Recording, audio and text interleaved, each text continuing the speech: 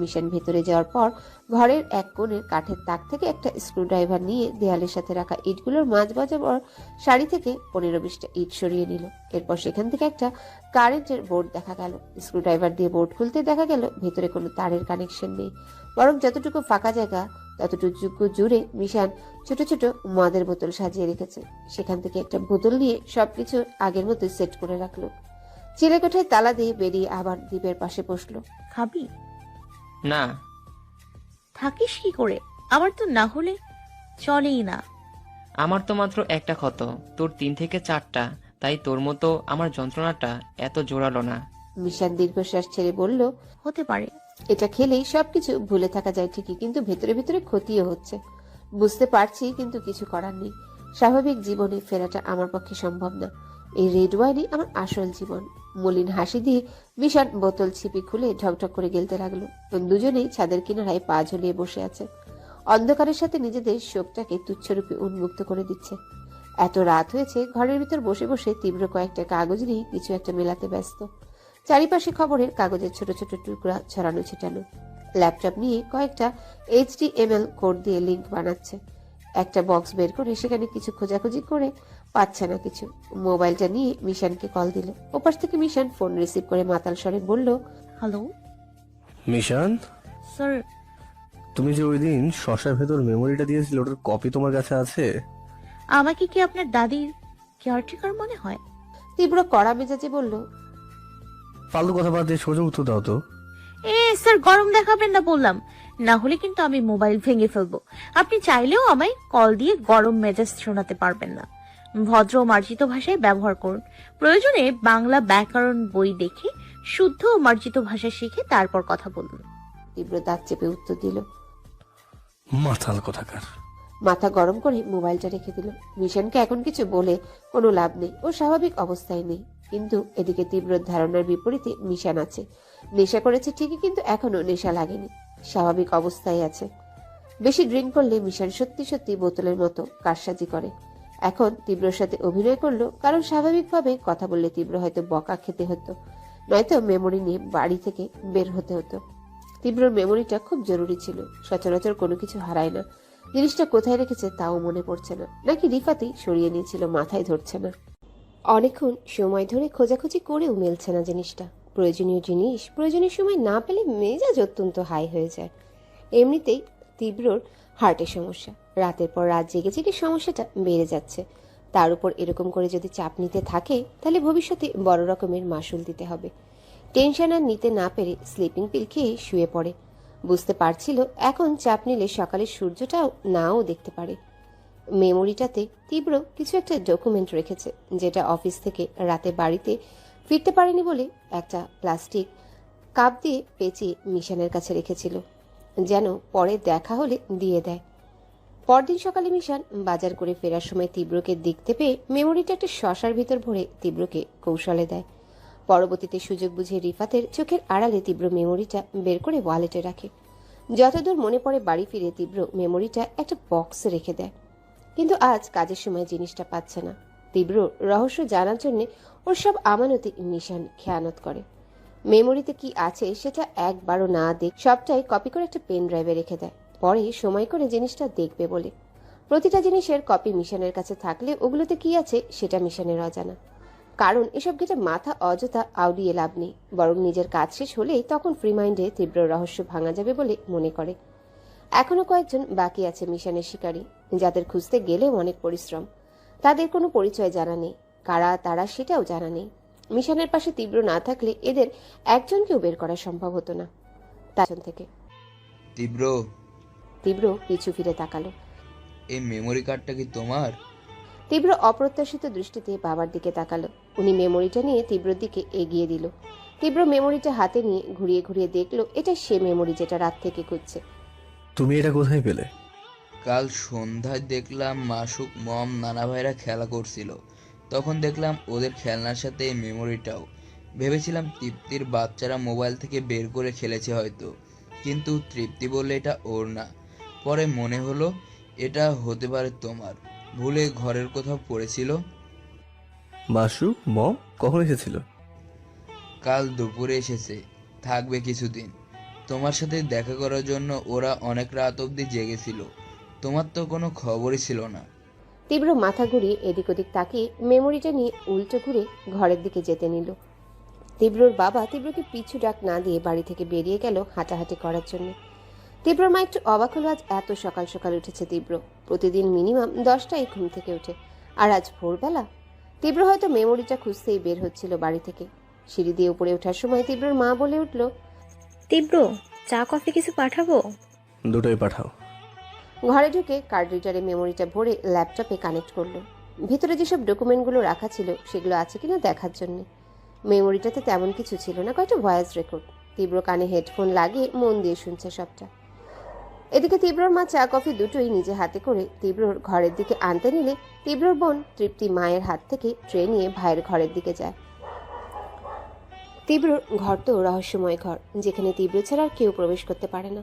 এই ঘরে ঢুকতে গেলে হয় তীব্রর ফিঙ্গারপ্রিন্ট লাগবে, নয়তো সিকিউরিটি কোড। বাইরে ট্রে নিয়ে দাঁড়িয়ে অনবরত নক করে যাচ্ছে।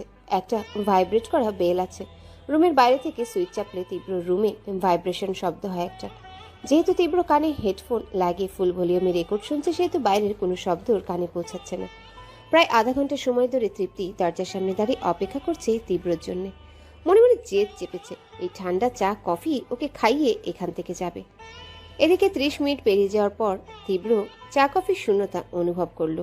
মনে পড়লো মাকে চা কফি দিয়ে যেতে বলেছিল, এখনো চা কফি আসেনি। নিজের কফি নিজে বানানোর জন্য সবকিছু রেখে ঘর থেকে বের হতে দেখে তৃপ্তি গাল ফুলিয়ে হাতে ট্রে নিয়ে দাঁড়িয়ে আছে। ট্রেতে চা কফি দুটোই, সাথে বিস্কুট। তীব্র তৃপ্তির হাতের দিকে না তাকিয়ে মুখের দিকে তাকিয়ে জিজ্ঞাসা করলো, কেমন আছো তুমি? কেমন আছি সেটা পরে জানলেও হবে। তোমার ওই রহস্য ঘাতে কি আছে আমি আজ দেখব। পাক্কা 35 মিনিট ধরে এখানে দাঁড়িয়ে অপেক্ষা করছি তোমার চা কফি নিয়ে। জিনিসটা লক করা বুঝলাম, কিন্তু এতক্ষণ ধরে যে নক করছি কানে পৌঁছায় না। এতক্ষণ ধরে দাঁড়িয়েছিলে কেন তুমি? মোবাইলে কল দিতে তাহলে। ঘরে কাজে ব্যস্ত থাকতেই পারে একটা মানুষ। তৃপ্তির হাত থেকে ঠান্ডা চা কফি চুমুক দিয়ে খেয়ে বিস্কিট হাতে নিয়ে কচ্ছপের মতো আবারও ঘরের ভিতর ঢুকে লক করে দিল। তৃপ্তিকে কোনো কিছু বলার সুযোগ না দিয়ে মুখের উপর গেট লক করে দিল। তৃপ্তি ঘুরে গিয়ে মায়ের সামনে গিয়ে রাগী মেজাজে বলে উঠল, তোমার ছেলেটা এমন কেন? কতদিন পর এসেছি, কয় মাস পর দেখা হলো ওর সাথে। একটু হাসি মুখে ভালো মতো কথা বলবে, শুধু জিজ্ঞেস করলো কেমন আছো। উত্তরটা দেওয়ার সময়ও দিল না, তার আগেই সে ভেতরে ঢুকে গেল। তীব্র ভাই এমন কেন মা? নাকি আমি আসে তো একটুও খুশি হয়নি? কি বলছিস মা? তীব্র হয়তো একটু ব্যস্ত, আর জানিসই তো ও একটু অন্যরকম স্বভাবের। কথা কম বলাই ওর ধর্ম।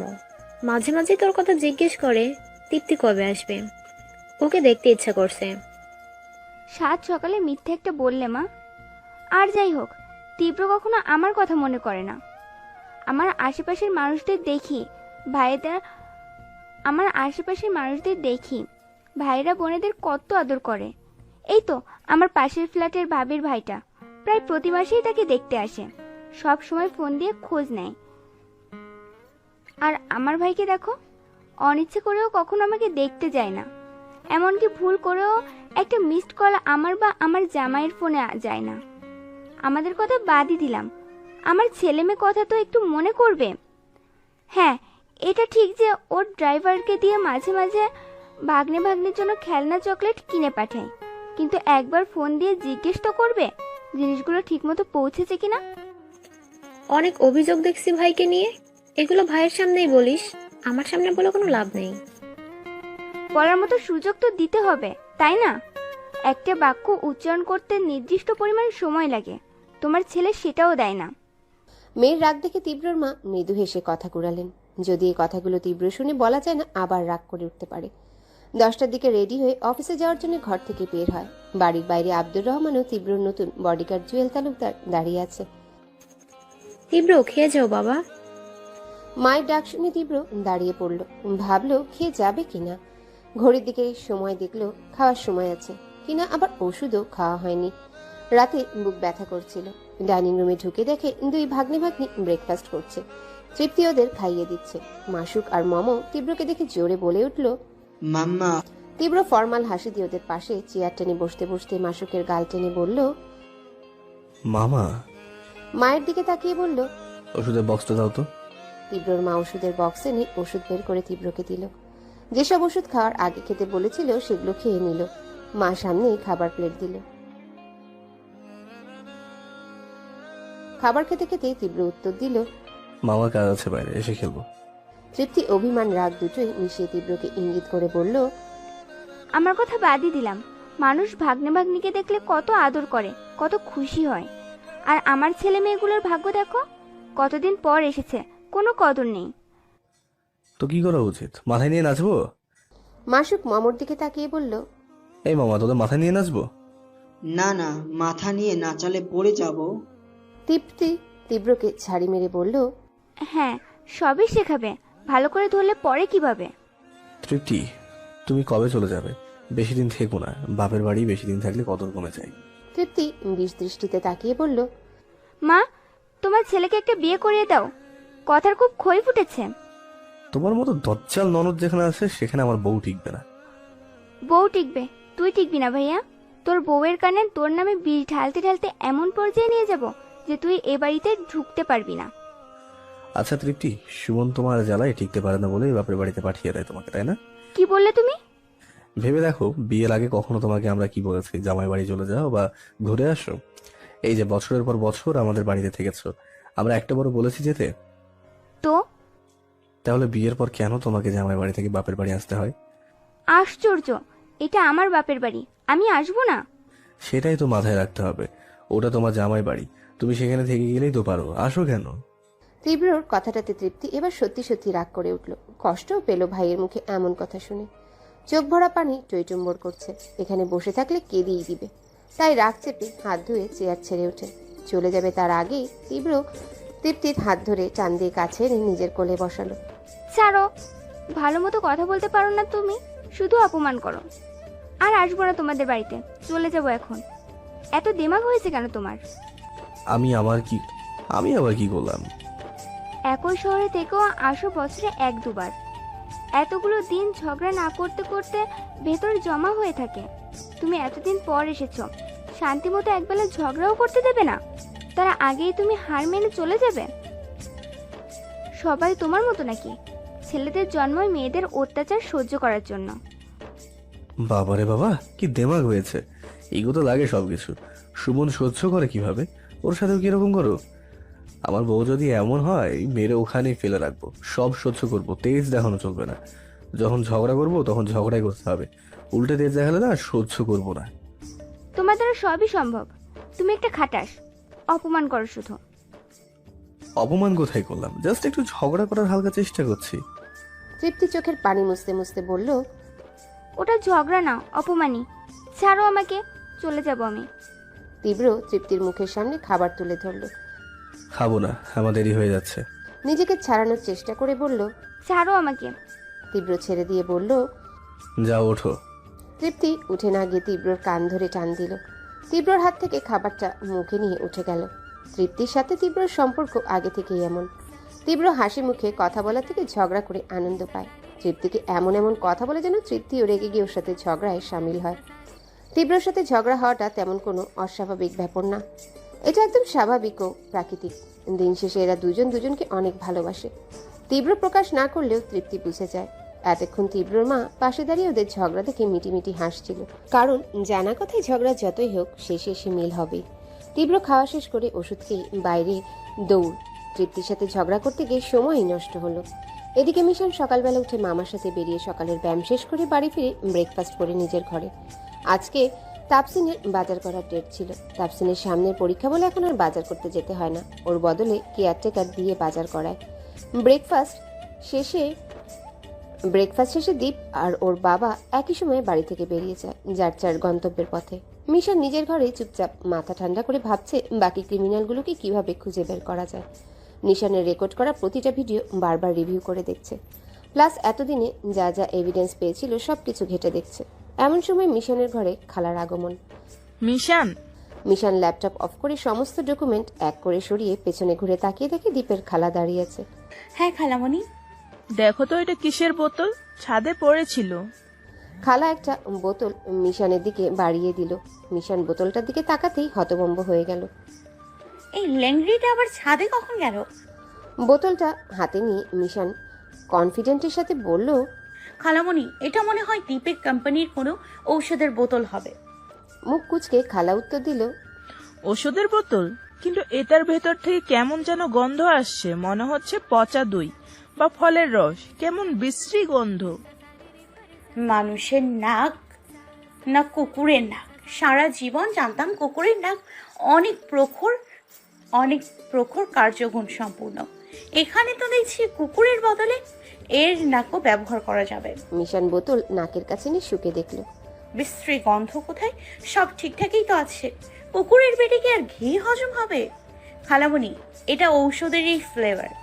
হয়তো অনেক দিন ধরে ছাদে পড়েছিল, ভেতরে ময়লা পোকামাকড় গিয়ে হয়তো এটার ফ্লেভারে বিবৃতি ঘটিয়েছে। তাহলে তো এটার উপর ময়লা পড়ার কথা। খালামণি ভুলে গেলেন?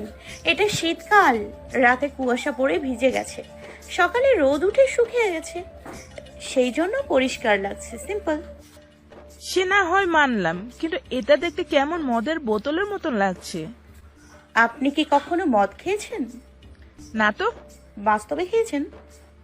না, তবে টিভিতে দেখেছি। মদের বোতল আরো বড় হয়, আমি বাস্তবে দেখেছি। আর টিভিতে ওগুলো অর্ডার দিয়ে ডিজাইন করে বানায় সিনেমায় শুট করার জন্য। এমনকি ওগুলো কাচের বোতলও নয়, চিনির বোতল। চিনি দিয়ে বানায় সবগুলো বোতল। খালামণি বিস্ময় দৃষ্টিতে তাকিয়ে বলল, তাই নাকি? হুম। তাহলে তাই